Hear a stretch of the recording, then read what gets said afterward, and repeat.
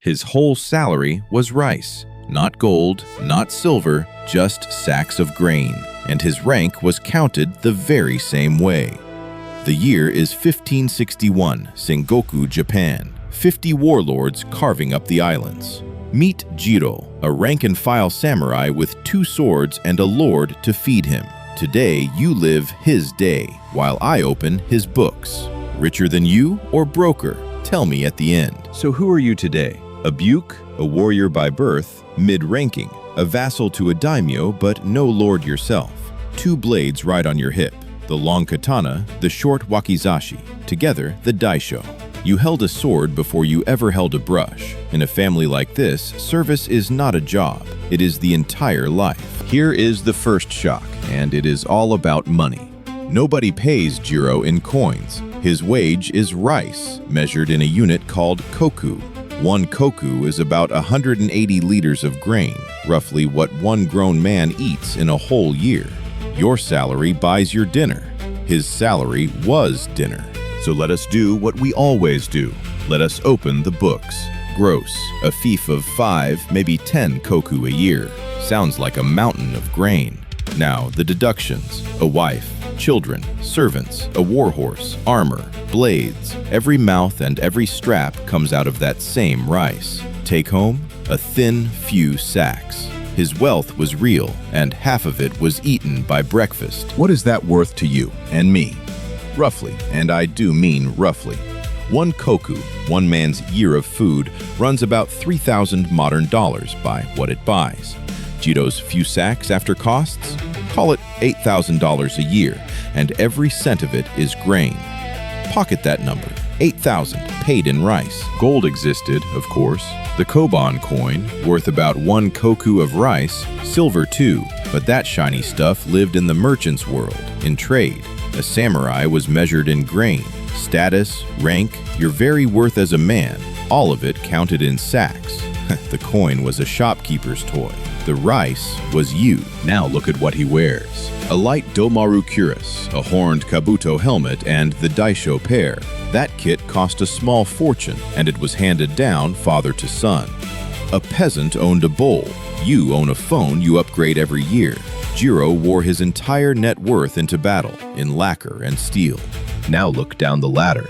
The ashigaru, foot soldiers pulled straight from the rice fields, were kitted out for pennies. A cheap spear, a straw or iron hat called a jingasa. Done. That is your whole infantryman. Cheap by the 100. Jiro cost a village to field. He was a one-man army and priced like one. So who takes his cut? New era, new hope. Maybe this time the man with the sword keeps his pay. The lord fixes the stipend. The peasants grow the grain.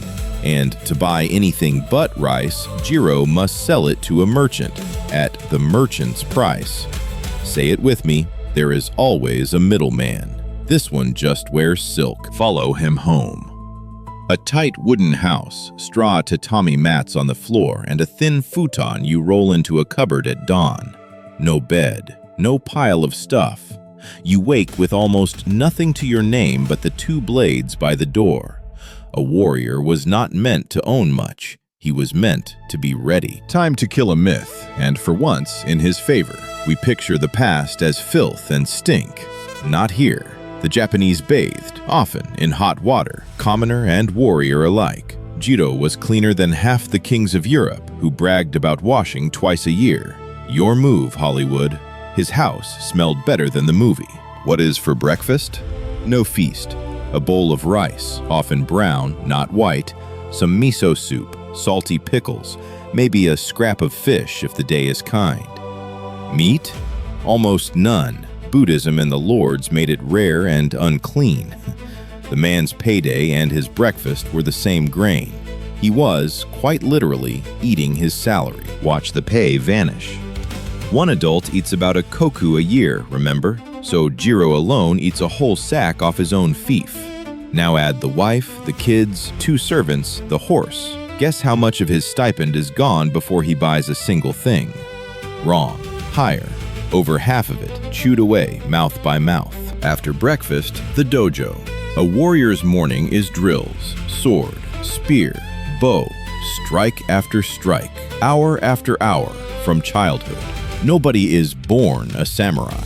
You are forged over years down to bleeding blisters. That one flashy movie duel? Behind it stand 10,000 dull, sweaty repetitions.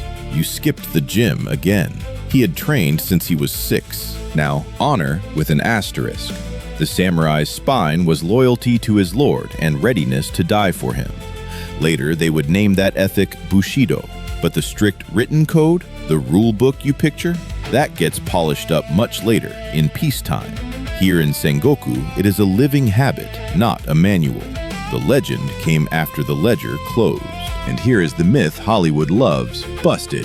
On screen, the samurai is loyal to the death, always. In real Sengoku, vassals switched lords constantly. And why? For land and rice. Jump to the man offering more koku, and nobody blinked. Loyalty had a price, and the price was grain. Cold math in a silk robe. Now the paradox that breaks your brain. The merchant ranked below the samurai, a lowly shopkeeper. Yet he grew rich, hoarding silver and gold koban, while Jiro, on his fixed rice, ran up debts to him. Ranked above the shopkeeper and quietly in hock to him. Above him by law, in debt to him by breakfast. Now the hard part, said plainly. Seppuku, ritual suicide, chosen in disgrace or ordered by a lord. For a samurai, it was a way to erase dishonor and shield his family's name. It is a heavy line in the code of that age. We note it as a fact, and we move on. No detail, no drama. Why was shame worse than dying?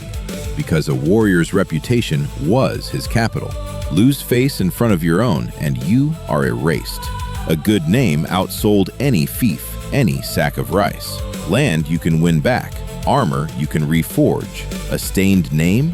No merchant alive will sell that back to you. Look at the whole ladder. Up top, the daimyo, the warlord. Below him, the samurai, and only he may wear the 2 swords, the daisho. Under them, the ashigaru. At the bottom, on paper, peasants, artisans, merchants. Those 2 blades on your hip were not just weapons. They were your passport into the noble class. And a brutal line of that world. A samurai held a right called kirisute gomen. For a grave insult, he could cut down a commoner on the spot, and the law backed him. It sounds monstrous, and it was. We mark it as a hard fact of Jiro's century and keep walking. Power wrote its own rules. Then the war drum sounds. The daimyo calls his men, and Jiro falls into rank with his own.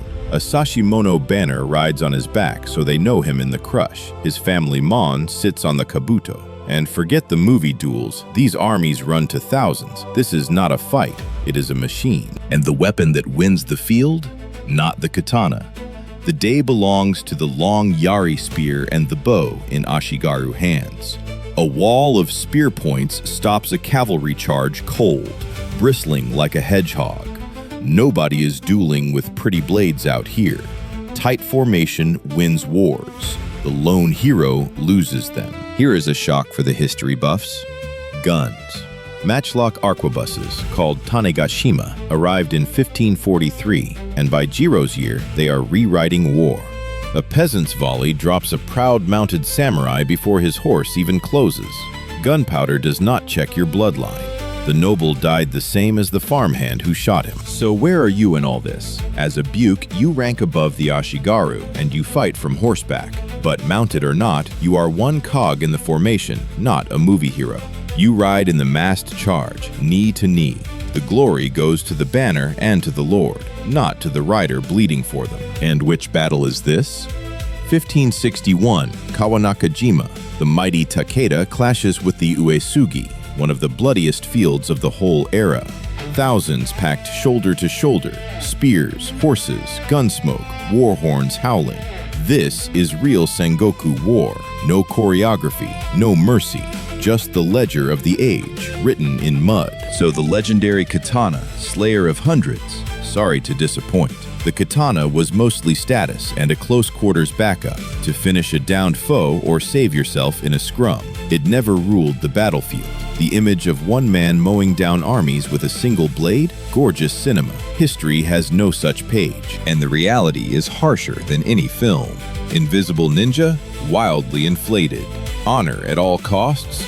We just watched that bend for rice. The real battle was mud underfoot, a crush of bodies, a hedge of spears. No elegant duels beneath falling cherry blossom. The romance got added later, for the songs, not the record. And the grim bookkeeping of victory, the head count. You brought an enemy's head to your commander as proof of service and got paid in rice and land for it. The nobler the head, the fatter the reward. Every koku, another year of dinners.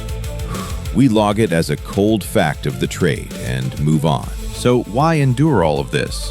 The reward for service. Distinguish yourself in battle, and the Lord adds koku, grants more land, real, new thousands of dollars a year.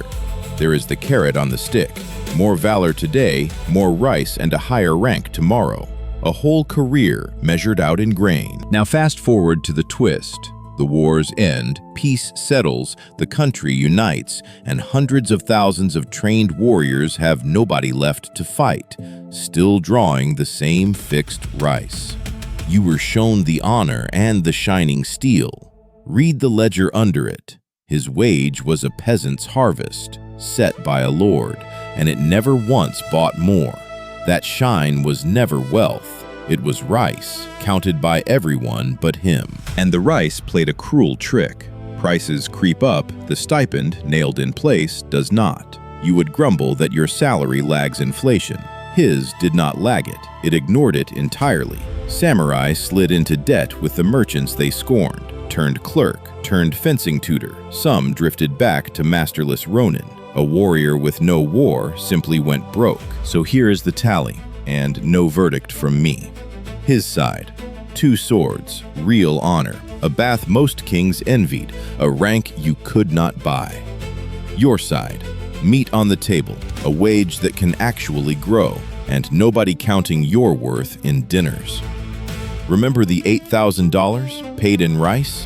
Half fed his household, and by peacetime it bought less every year, while he never once set the price. 40 centuries of books, and the man with the 2 swords still ended up owing the shopkeeper.